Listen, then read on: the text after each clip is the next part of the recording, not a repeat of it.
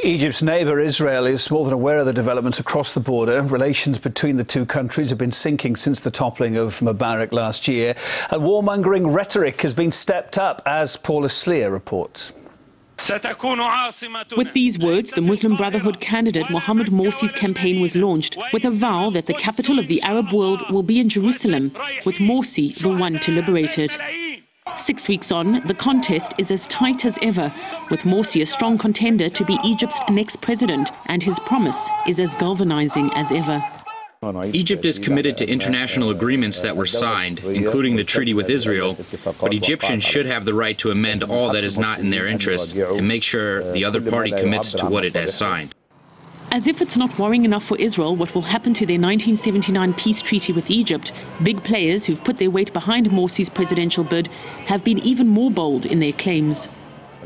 A war with Israel is in no way something that can be ruled out. The clock was always ticking. The Egyptian street, no stranger to anti-Israel sentiment. And despite the worries about stability, the revolution, the elections, simmering below the surface is hostility towards Israel.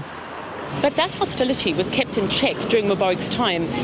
The top floor of this building used to house the Israeli embassy in Cairo, but it's now closed up and vacant, a sign Israelis fear of what's to come.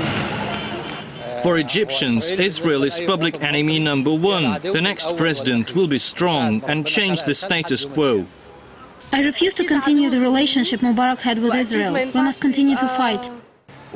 Israel is the first enemy for us. The next president should cut all the relations between us.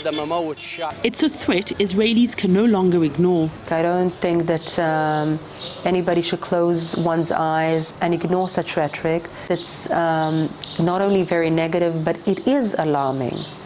But a Muslim Brotherhood victory is not a done deal. On Thursday, Egypt's constitutional court dissolved the Islamist-dominated parliament and gave Morsi's contender, Ahmed Shafiq, the green light to stay in the race. But it's done little to calm Israeli fears of an Islamist government on its border. Relations will be reduced to zero.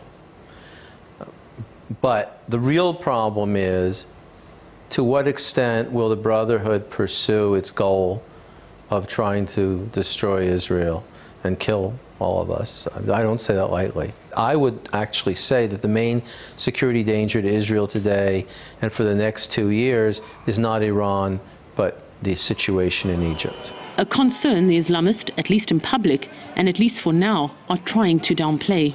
I think Israel tried to make some trouble here, but no trouble in the earth now. But maybe Israelis are worried because in the ruthless business of politicking, easy points are scored by using the Jewish state as a punchbag.